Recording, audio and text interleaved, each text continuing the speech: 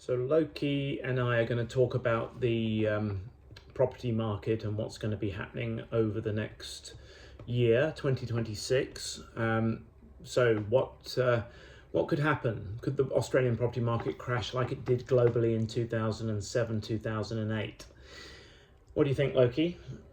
I think it's a fair question, especially as we're seeing talk of cycles like the 18.6-year property cycle, concerns about interest rates, and comparisons to markets like Canada, the UK, and New Zealand that have already corrected.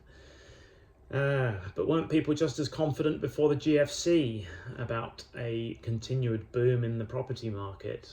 What do you think, Loki? Eh? Yeah, there was plenty of optimism back then in 2007, but the key difference is that Australia today does have an oversupply, does not have an oversupply of housing. In fact, we're dealing with one of the most acute listing shortages seen in decades, while population and immigration remain strong. Now, interest rates, could they derail the market? Rates always matter. If rates were to rise further, that could certainly slow momentum. But slowing growth is very different from a crash. What we're more likely to see is buyer caution, not mass forced selling.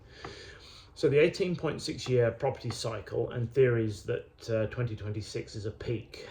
Cycles are a useful framework, not a crystal ball.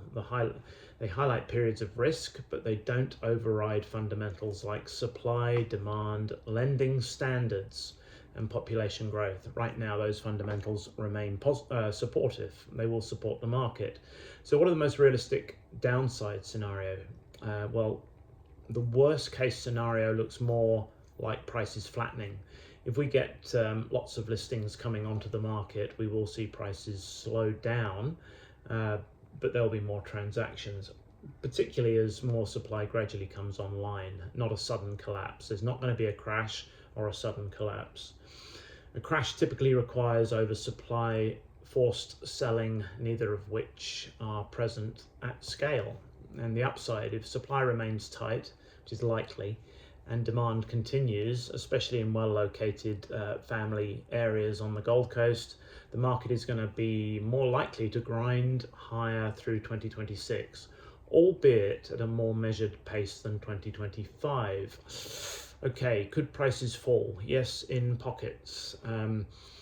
Is a 2008 style crash likely? Far less so this time around. Is a flatter, more selective market the more realistic outcome? In my opinion, yes. So be very interested to see what you guys think. I know what Loki thinks. It's food time. More food? Third lunch? Yep, okay. Right. Thank you for listening. We will see you later.